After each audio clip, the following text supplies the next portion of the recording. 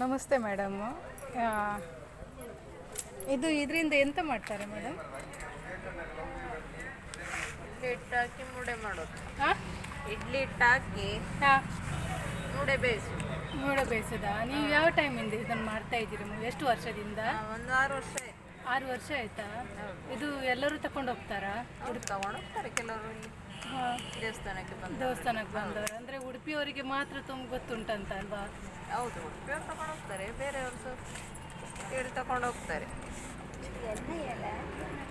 ಕೇವಡ ಕೇವಡಲ್ಲಿ ನಿಮಗೆ ಬೇಕು?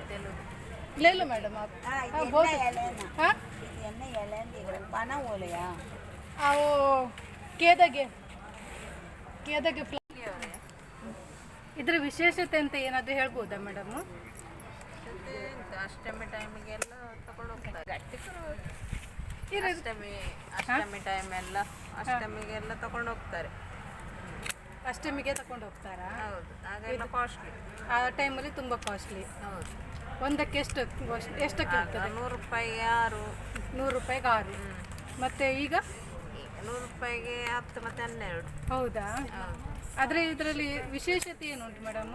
ಈ ಎಲೆಯಿಂದ ಇದರದ್ದು ಎಲೆ ಪರಿಮಳ ಬರ್ತದೆ. ಎಲೆ ಪರಿಮಳ ಬರ್ತದೆ, ಆರೋಗ್ಯ ದೃಷ್ಟಿಯಿಂದ ಒಳ್ಳೆಯದು. ಆರೋಗ್ಯಕ್ಕೆ ಒಳ್ಳೆಯದು. ಹೌದು. ತುಂಬ ಧನ್ಯವಾದ madam.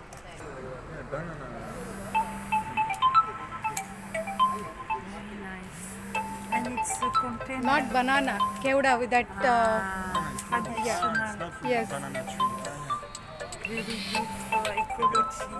No plastic anymore. It's tasty, good for health. Yes, rice wheat. Yes, in woodland they are selling. Yeah. Yes, they fill in this bowl rice. Yeah, rice wheat. It's very tasty, good for health. For health. Yes. For the planet. Huh? And good for the Bhumi, the planet Earth. Yes. No pollution. No pollution. Yes. Very nice.